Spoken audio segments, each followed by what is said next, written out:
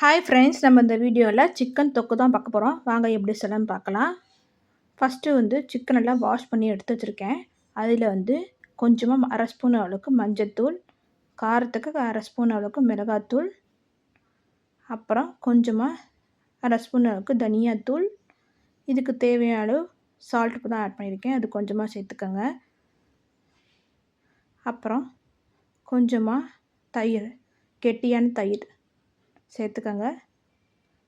சேர்த்துட்டு நல்லா மிக்ஸ் பண்ணிக்கோங்க. இது வந்து ஒரு 1/2 அன் ஹவருக்கு நல்லா ஊறணும். அப்போ தான் உப்பு காரம் எல்லாம் நல்லா இறங்கும் உள்ள.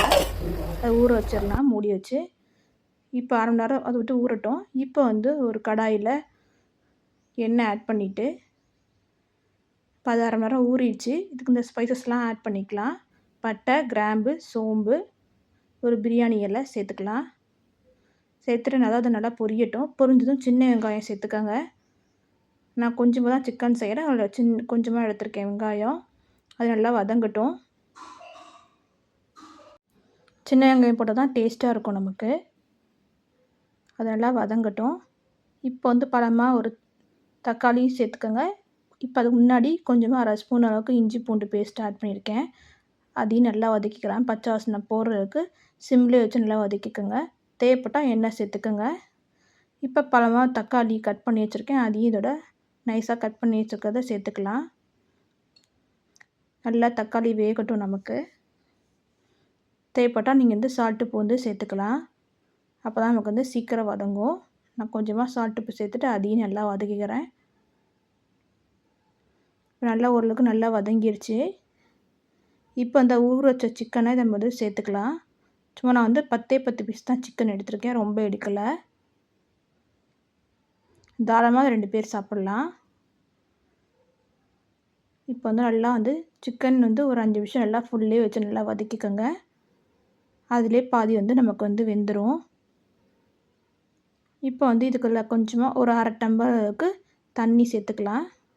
தேவைப்பட்டால் நீங்கள் வந்து இதில் உப்பு சேர்த்துக்கலாம். அதுக்கு தண்ணி ஊற்றுனதுக்கப்புறம் கொஞ்சமாக மஞ்சத்தூள், தனியாத்தூள் கொஞ்சம், காரத்துக்கு மிளகாத்தூள் கொஞ்சமாக சேர்த்துருக்கேன். நான் ஊற வச்சதையும் சேர்த்துருக்கேன். இதுலேயும் கொஞ்சம் சேர்த்துக்கிறேன். அவ்வளோதான். இதெல்லாம் நல்லா மிக்ஸ்அப் பண்ணிட்டு நல்லா அது வந்து கொதிக்கட்டும். ஒரு 5 மினிட்ஸ் வந்து கொதிக்கட்டும். கொஞ்சமாக சால்ட் உப்பு சேர்த்துக்கிறேன். மூடி வச்சிடலாம். மிக்ஸ்அப் பண்ணிட்டு மூடி வச்சுருங்க. அப்புறம் 5 நிமிஷம் பார்த்திங்கன்னா நல்லா தண்ணி வந்து நம்ம உறிஞ்சிரும். பார்த்திங்கன்னா நமக்கு வந்து தண்ணிலாம் எல்லாம் போயிடுச்சு. இப்போ வந்து நல்லா கிண்டி விட்டுக்கலாம். இதை கிண்டி விட்டுட்டு இப்போ வந்து தேவைப்பட்டால் கொஞ்சம் நம்ம வந்து மிளகுத்தூள் சேர்த்துக்கலாம். சேர்த்து அதையும் நல்லா வந்து நம்ம வந்து மிக்ஸ் பண்ணிக்கலாம். கொஞ்சமாக ஃப்ரெஷ்ஷான கருவேப்பிலையும் நம்ம கொஞ்சம் சேர்த்துக்கலாம். தேவைப்பட்டால் மிளகுத்தூள் சேர்த்துக்கலாம், இல்லை தேவையில்லை.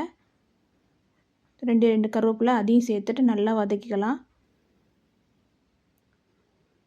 அவ்வளோதான், ரெடி ஆகிடுச்சு சுவையான சிக்கன் தொக்கு. நீங்களே வீட்டில் ட்ரை பண்ணி பார்த்துட்டு எப்படி இருந்துச்சுன்னு கமெண்ட் பண்ணுங்கள். Thank you friends.